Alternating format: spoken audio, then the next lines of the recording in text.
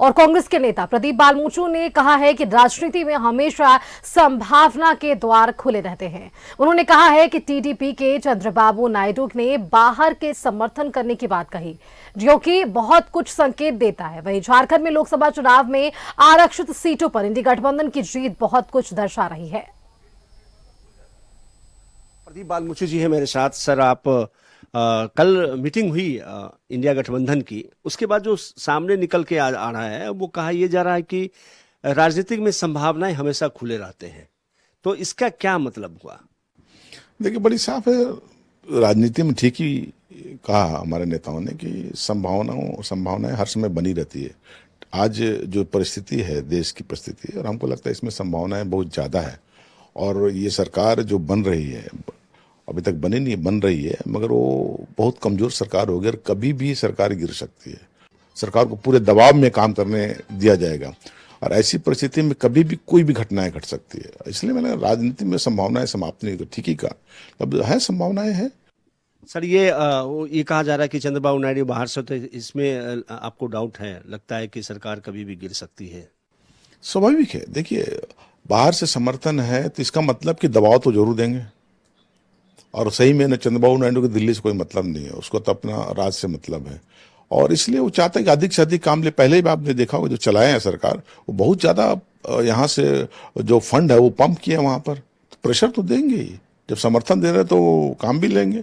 और हमको लगता है ऐसी परिस्थिति में जहाँ काम नहीं होगा तो फिर दिक्कतें आएंगी। और हमको लगता है, इसलिए मैंने कहा कि अभी हम लोग को लगता है कि ये जो जनादेश है मोदी के खिलाफ का जनादेश है।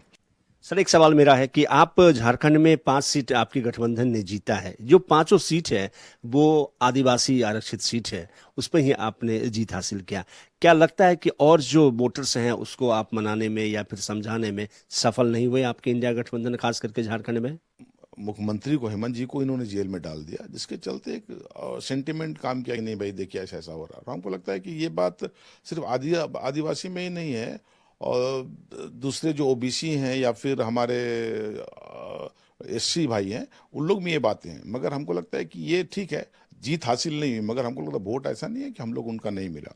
और हमको लगता है ऐसा भी नहीं है कि हम लोग जो इंडिया गठबंधन सिर्फ आदिवासी के लिए, सबका हम लोग सबका काम करते हैं, सबको लेके चलते हैं। इस चुनाव के परिणाम के बाद न्यूज़ 11 से आपके मुख्यमंत्री ने कहा कि जो विधानसभा के चुनाव होंगे उसमें हमारी सरकार बनेगी मजबूती के साथ। ठीक ही कहा उन्होंने। जो हाल है अभी, जिस तरह से एग्रेसिव होके वोटर ने जो वोट दिया है, ये लगता है कि आने वाले जो 6 महीना के बाद, 5 महीना के बाद जो चुनाव होगा, निश्चित रूप से हमारी सरकार फिर से रिपीट करेगी। जिस तरह से काम कर रहे हैं, सिर्फ चंपाई सोन के लिए हम बात करें, कम समय में उन्होंने जितना काम किया, हमको लगता है जितना ताकत के साथ अभी भी लगे हुए, हमको लगता है इसका रिजल्ट निश्चित रूप से हम लोग को चुनाव में देखने को मिलेगा। Thank you sir. ये थे प्रदीप बालमुचु जी। इनका साफ तौर से कहना है कि जो स्थिति है, जो सिचुएशंस क्रिएट हो रहा है, उस स्थिति को अगर आप देखें तो आने वाले समय में झारखंड में फिर से इंडिया गठबंधन की सरकार बनेगी। दिल्ली से कैमरामैन विजय के साथ अमर सिंह, न्यूज़ 11 भारत।